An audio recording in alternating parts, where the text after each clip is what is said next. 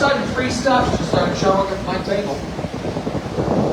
And now, I've been bought. I love that place. And I think all of you should go there tonight. The drinks are impeccable. The vibes are pristine. When you go there, I want you to look at your waiter and say, hey, Dave sent me. And then nothing will happen. To your right, 333 West Wacker Drive by Cohen, Pedersen, and Fox in 1983. Now, you'll notice the river bends, the building mimics that. What style might that be? Anybody remember? Contextualism. Yeah, sympathetic to its surroundings. Stretching 365 feet across. It's tinted in this greenish-bluish glass, which you'll notice is the same color as the Chicago River, which naturally has this greenish tint to it. The river uses it's a natural occurrence. It's naturally green because at the river's base, it's clay. Algae grows on top of clay. The influx of lake water churns the algae up, and it gives it a greenish tint. It's not because we dye it green on St. Patrick's Day, which is something we've been doing here since the 60s. The green dye that Chicago uses, we're the only city in the world that does this. And this is because the green dye is not owned by Chicago proper. It's owned by the Chicago Plumbers Union. And this was the stuff that this is entirely their recipe, and it's environmentally friendly. This was what they would use when they suspected a sewage leak was springing into the river. Put this in a sewage system, turns a bright Kelly green, you could locate a sewage leak. Well, Mayor Daley happened to be walking over the bridge. He saw the green dye in the river. He said, I'm Irish, I like that. And now it's a tradition. We gather and green every year. To your right, the Riverwalk. 8 years, Chicagoans have been able to walk along the river completely uninterrupted. Behind it, you're going to see this street. It's called Wacker Drive. Now, how many of y'all have driven on Wacker Drive before?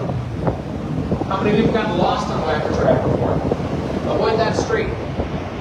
It's the most confusing street in all of Chicago. But it's not the top street that's confusing. It's the two streets beneath it named the same thing. Upper Wacker, Lower Wacker, and Lower Wacker. Google Maps can't figure it out. If you get in an Uber and they take you on the Lower Wacker, tuck and roll. Now, while this is confusing, it is incredibly efficient, created around the boom of the automobile era. As I mentioned, this three-layer system is how most of downtown operates. Upper Wacker is pedestrian traffic. Lower Wacker is an interstate, which in the middle of a downtown area, at rush hour, that'll get you from Lakeshore to I-90 through downtown at rush hour in 8 minutes. That doesn't happen anywhere else. Lower Wacker is where you load and unload buildings from their basements, so garbage out, goods in. To your right, just past the bridge, my favorite building on the Chicago River, designed after the Bell Tower and the Florence Cathedral. It's a postmodern philosophy. It mixes the classical elements of stone, the more modernist and reflective elements of glass. You're going to notice this Greek temple architecture at the top of the building here. It's my favorite building on the Chicago River. I love it. Whereas next door to it, you have 55 West Wacker Drive.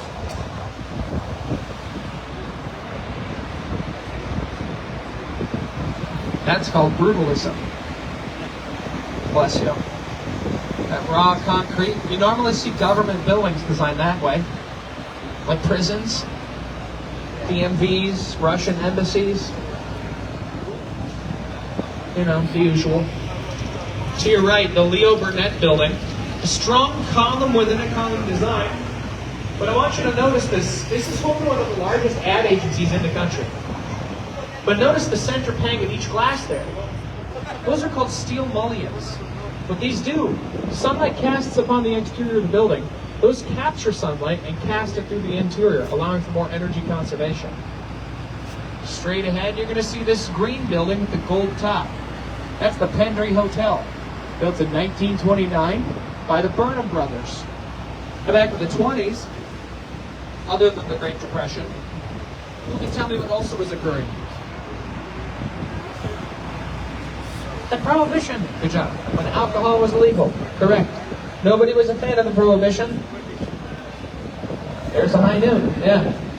Neither were the architects.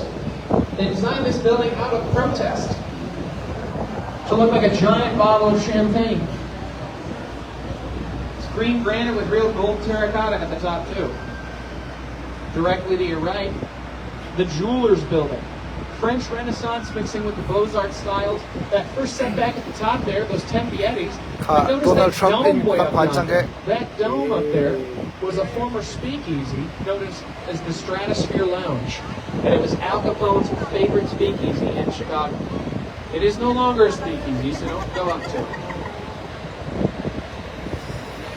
Straight ahead, you're going to see the legendary Wrigley buildings, built in 1919 and 1921 by Graham Anderson Probst and White, covered in 250,000 panels of 6 shades of white glazed terracotta. Designed in honor of Daniel Burnham's The White City, which he designed for the World's Fair of 1893. Behind it, you're going to see the Tribune Tower, built in 1925 by Howells and Hood. Now you're going to notice strong vertical emphasis in the Art Deco style, stretching all the way to the Neo-Gothic style up there, designed after the Cathedral of Molinos in Belgium. Now at the end of the tour, go down to the base of the Tribune.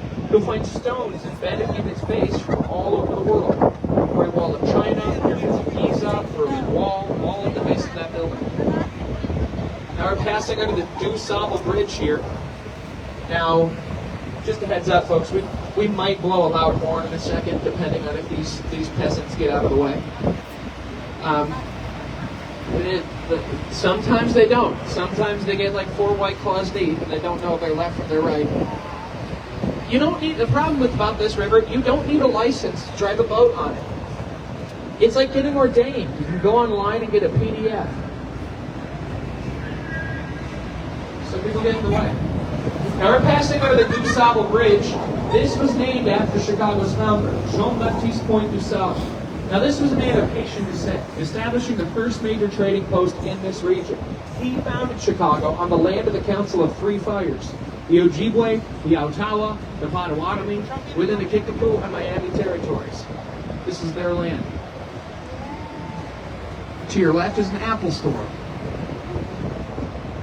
But up to our right, largest hotel in Chicago, 2,019 rooms, by Epstein and Sons, the Hyatt Regency. But I'm going to talk about what's just behind it. In a moment, you're going to see this tall white building with black stripes stretching towards the top.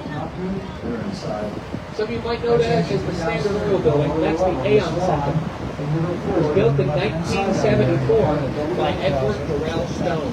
That building was originally clad in Italian Carrara marble, the same marble Michelangelo used to sculpt his statue of David. Chicago gets cold in the winter, though. This is a god-awful understatement. 9 harsh Chicago winters went by, and the marble on that building started to crack. And with the threat of falling on people's heads, Chicago told him he had to reclad the whole building. It cost him $80 million. He reclad the entire exterior in North Carolina granite, which just goes to show you can't take marble for granted. A couple piggy claps, great. Marvelous. To our right, you're going to see a blue building with white undulating balconies in a second. Now, notice how these balconies, how they undulate one after the other. They create the feeling that water is cascading down the side of the building. See that? That building's called Aqua. Designed in 2009, Jeannie Gang finishes this, and when she did, she took the title for tallest in the country by a female architect. Pretty cool, right? Since then, she has shattered her own record. Down the street, this blue wavy one is her next building, St. Regis of Chicago. Standing at 1,186 feet, Jeannie Gang has shattered her previous record, taking the title for 3rd tallest building in Chicago and tallest in the world by a female architect. Now look to the top of that third tower up there. You all see that giant space in the floors? That wasn't in the original design. They were doing wind shearing tests on smaller models, and pretty consistently, this building couldn't pass. The wind off the lake was too strong, and it would push the building with such an intensity that if you lived in there, you would notice the sway of it, and you get nauseous. So they cut out the 81st through 83rd floor. In architecture, it's what you call a blow-through. It's so wind cuts through a building, cutting down on wind resistance so it doesn't sway noticeably. Now we're getting closer to the lake, so we've got to talk about the history of our river. A big fact is that the Chicago River did not flow in the direction it's heading today.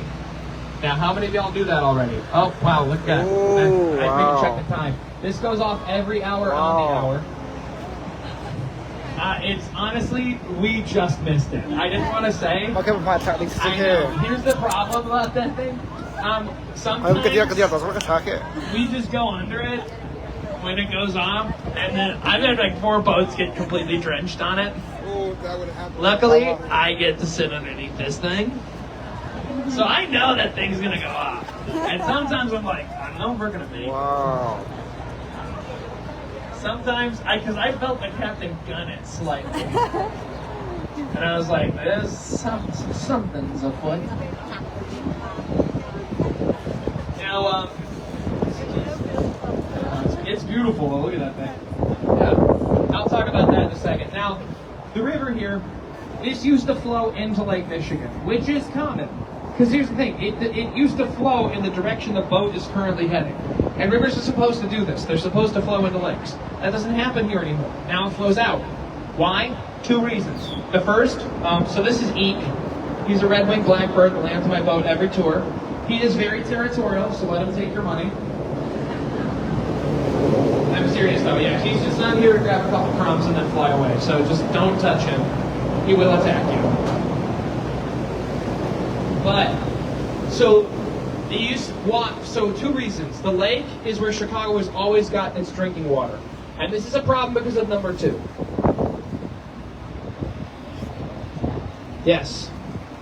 This is an industrial city, so we're just throwing all our stuff in the river. We're not really thinking about it. Industrial waste in the river, sewage in the river, animal carcasses from the slaughterhouses, people. Didn't really care. We were just like, take my brother, we throw him in a river. If you don't like your cat, just throw him in a river. Takes him away. It's a metaphorical cat. It's not a real cat. This is the early 20th century. You don't stop polluting a river. You don't clean up a river. No. Instead, you make your problem somebody else's. So we sent it down to St. Louis. Instead of cleaning up the Chicago River, we dug a completely different canal, connecting the south branch of the river to the Des Plaines, and called it the Sanitary Ship Canal. So on January 2nd of 1900, in the middle of the night, we didn't tell anybody we were doing it. We blew open the canal and reversed the entire flow of the Chicago River.